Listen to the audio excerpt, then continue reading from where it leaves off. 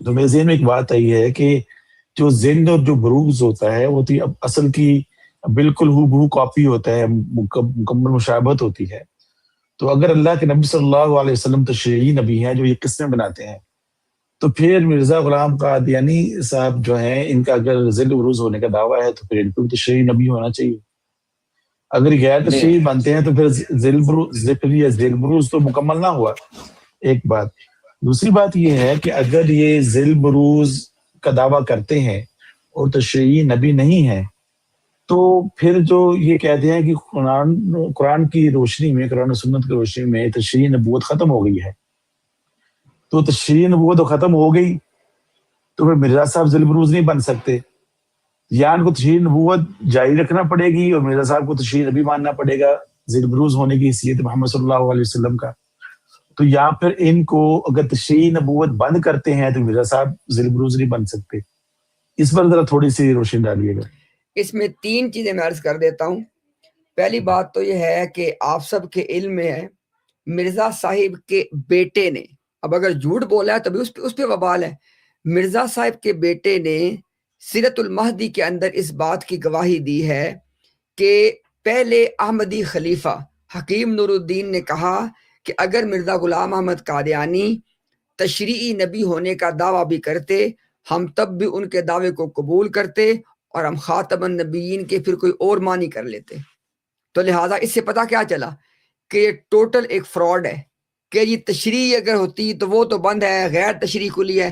اصل بات یہ ہے کہ مرزا غلام احمد قادیانی جو دعویٰ کرتا ہم نے ماننا تھا، پہلی بات۔ دوسری بات یہ ہے جماعت احمدیہ نے کہا کہ مرزا صاحب بھی تشریعی نبی ہیں، صرف فرق یہ ہے کہ وہ شریعت پہلے لے کے نہیں آئے، بلکہ وہ شریعت جو آپ صلی اللہ علیہ وسلم پہلے لے کے آئے تھے اس کو وہ دوبارہ لے کے آئے ہیں۔ یہ باقاعدہ جماعت نے کہا ہوا ہے کہ وہ تشریعی ہیں، لیکن فرق یہ ہے کہ وہ شریعت پہلے لے کے نہیں آئے ہیں، وہ شریعت جو پہلے آ چکی اس کو دوبارہ لے کے آئے ہیں۔ لیکن ہم یہاں پہ سمپل سے ایک بات کر دیتے ہیں، مرزا صاحب کو اگر آپ نے شریعت والا ماننا ہے نہیں ماننا تو اس سے پہلے آپ سمپل سوال کا جواب دے دیں۔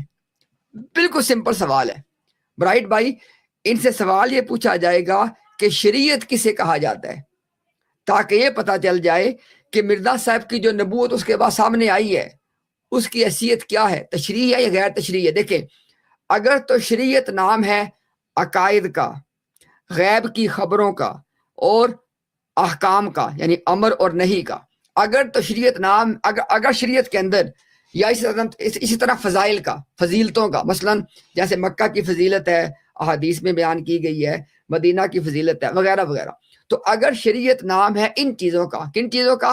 عقائد کا، غیب کی خبروں کا، احکام کا، فضائل کا، تو مرزا صاحب یہ چاروں چیزیں نہیں لے کے آئے ہیں۔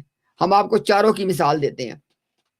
مرزا صاحب کے حوالے سے عقائد کے اندر یہ مرزا صاحب نے کہا کہ حضرت عیسیٰ علیہ السلام کو صلیب پہ لٹکایا گیا تھا، اس پہ آپ نے اب عقیدہ رکھنا ہے۔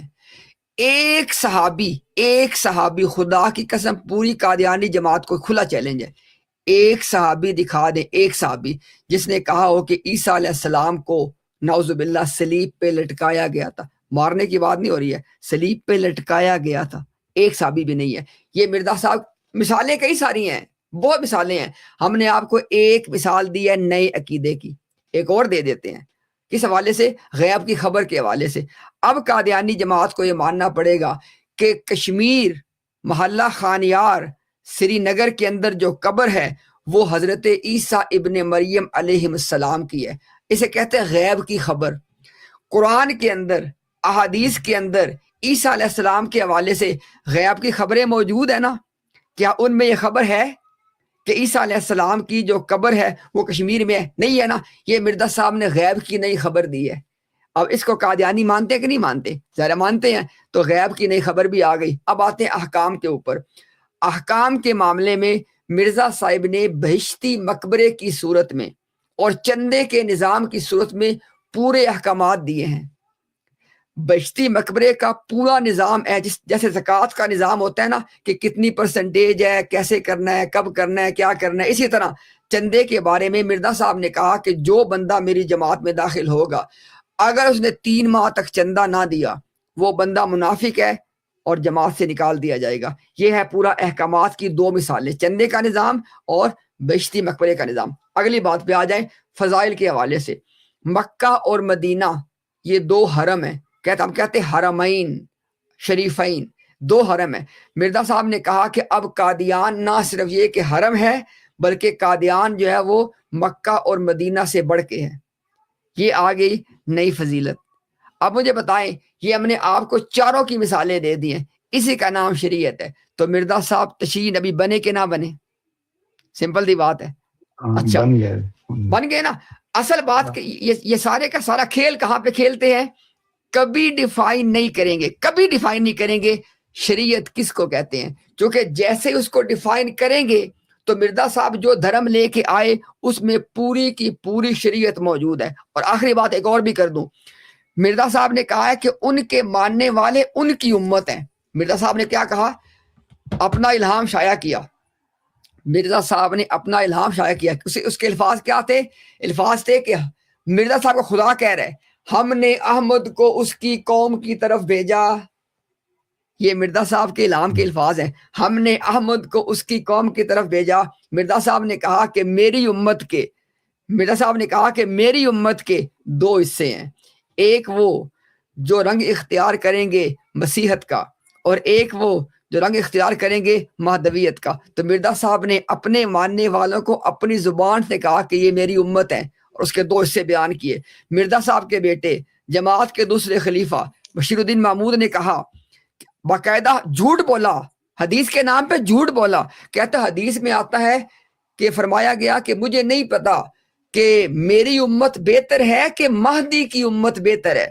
اندازہ کریں کہ کہہ رہا ہے کہ نبی پاک صلی اللہ علیہ وسلم نے اپنے ماننے والوں کو اپنی امت قرار دیا، اور مرزا غلام قادیانی یا جس کو کہتے ہیں مسیح موعود کے ماننے والوں کو کیا کہا؟ مہدی کی امت۔